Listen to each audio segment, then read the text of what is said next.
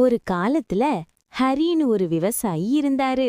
அவருக்கு காவ்யா, கீர்த்தின்னு 2 மகளுவோ. இவங்க வீட்டுக்கு பக்கத்திலேயே இவங்க பாட்டன் பூட்டன் காலத்துல வெட்டின ஒரு பெரிய குளம் ஒன்னு இருந்துச்சு. ஆனா அது தண்ணி இல்லாம சும்மா மொட்டையா கிடந்துச்சு.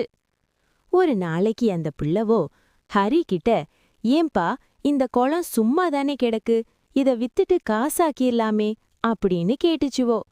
அதுக்கு ஹரி, லெமக்கா, இது நம்ம ஐயா எவ்வளோ கஷ்டப்பட்டு வெட்டினது தெரியுமா?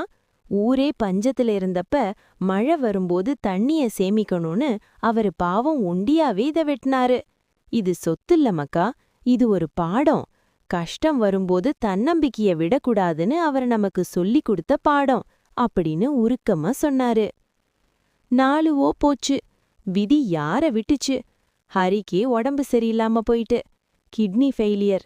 வைத்தியம் பார்க்க 4 லட்சம் ரூபாய் வேணும்னு சொல்லிட்டாங்க. ஆத்தா கிட்ட ஒரு பைசா இல்ல.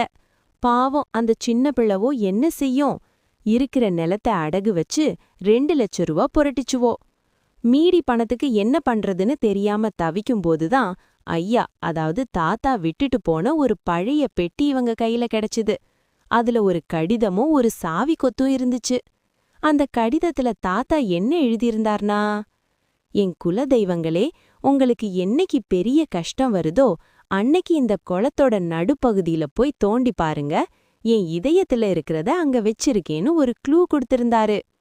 மக்கா, அந்த பிள்ளவோ 2ம் செம விவரா. தாத்தாவோட இதயம் குளம்தானே அப்படின்னு யோசிச்சு ராத்திரியோட ராத்திரியா அந்த காஞ்சு போன குளத்தோட நடுவுல இறங்கி மண்வெட்டிய வச்சு தோண்டிச்சுவோ. என்ன அதிசயம் தெரியுமா? அங்க ஒரு பெட்டி நிறைய தங்க காசுவோ இருந்துச்சு. அந்த தங்கத்தை வித்து அப்பாவோட வைத்தியத்தையும் பார்த்து அடகு வச்ச நிலத்தையும் மீட்டுட்டாங்க. அது மட்டும் இல்லாம அந்த குளத்தை இன்னும் அழகாக்கி சுத்தி மரம் செடி நட்டு ஊர் ஜனங்க வந்து தண்ணி குடிக்கிற மாதிரி ஒரு அருமையான இடமா மாத்திட்டாங்க. கதை சொல்லும் நீதி: கஷ்டம் வரும்போது சோர்ந்து போயிடக்கூடாது. நம்ம பெரியவங்க செஞ்ச நல்ல காரியம் என்னைக்குமே நம்மள கைவிடாது.